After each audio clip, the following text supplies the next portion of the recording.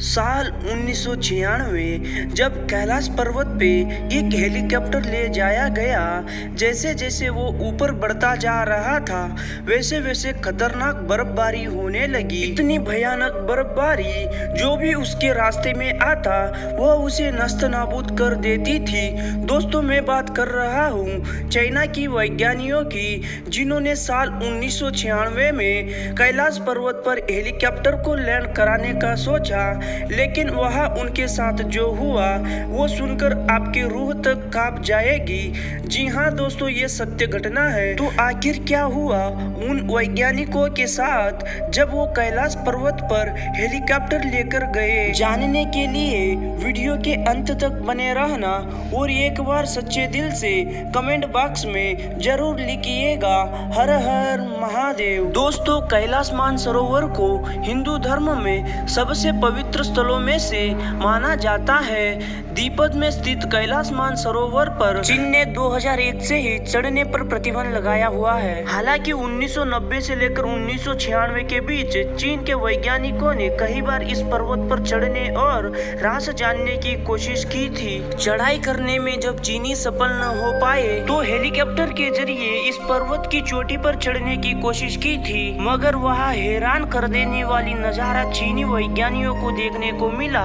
उसके बाद चीन ने आज तक उस पर्वत पर दोबारा कभी चढ़ने की कोशिश नहीं की। कहा जाता है 1996 में चीन के वैज्ञानिकों ने हेलीकॉप्टर के जरिए इस कैलाश पर्वत पर उतरने की कोशिश की थी, मगर ये कोशिश भी नाकाम रही। चीनी मीडिया रिपोर्टर के मुताबिक शुरुआत में वैज्ञानिकों को कैलाश पर्वत बेहद मनमोहक और सुंदर नजारा देखने को मिली, मगर जैसे जैसे वो ऊंचाई पर बढ़ते गए उनका सामना ऐसे ऐसे खतरों से हुआ जिन्होंने उनकी रूह तक कपा दी। कहते हैं कि कुछ ऊंचाई पर हेलीकॉप्टर बढ़ते ही कैलाश पर मौसम का बदलाव होने लगा और भयानक बर्फबारी के बीच हिमस्खलन होते दिखाई देने लगे।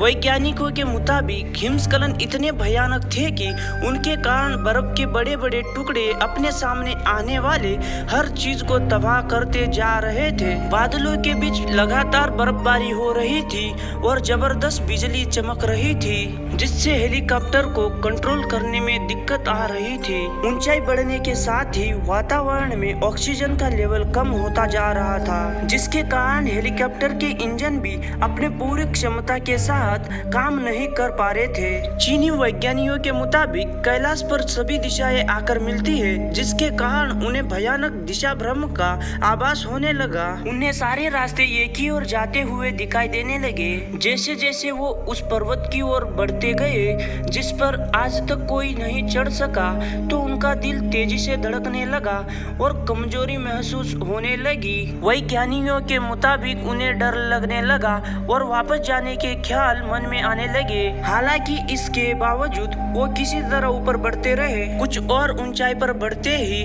तेज बर्फीली हवाओं के बीच उन्हें हेलीकॉप्टर में खतरे का अलार्म बजने लगा। साथ ही फ्यूल की मात्रा बताने वाले उपकरण भी काम करना बंद कर चुके थे, जिसके बाद उन्हें मिशन तुरंत बीच में ही छोड़कर वापस बेस कैंप में आना पड़ा, क्योंकि किसी भी वक्त उनकी हेलीकॉप्टर क्रैश होने वाला था। इस मिशन के फेल होने के बाद चीन ने दोबारा कभी खुद कैलाश पर चढ़ने की कोशिश नहीं की। इसके बाद चीन ने दुनिया के धुरंधर पर्वतारोहियों को कैलाश पर्वत पर चढ़ने की अनुमति दी, जिसके बाद 4 पर्वतारोहियों की टीम ने कैलाश के ठीक नीचे स्थित जलाधारी तक पहुंचने की योजना बनाई। कहते हैं कि इस टीम में एक ब्रिटिशियन, एक अमेरिकन और 2 रूस पर्वतारोही थे। ये सभी कुशल पर्वतारोही थे और काफी आगे तक गए। 1 सप्ताह तक उनका कोई पता नहीं था, लेकिन जब वो लौटे तो उनका हुलिया बदल चुका था।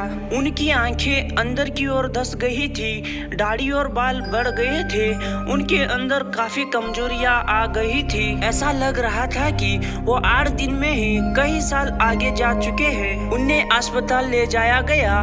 दिग्भ्रमित अवस्था में ही चारों ने कुछ ही दिनों में दम तोड़ दिया। दोस्तों, आपका क्या कहना है इस बारे में? हमें कमेंट बॉक्स में जरूर बताइएगा। अगर वीडियो पसंद आए तो लाइक, शेयर एंड चैनल को सब्सक्राइब करके बेल वाला आइकन ऑन करना मत भूलिएगा।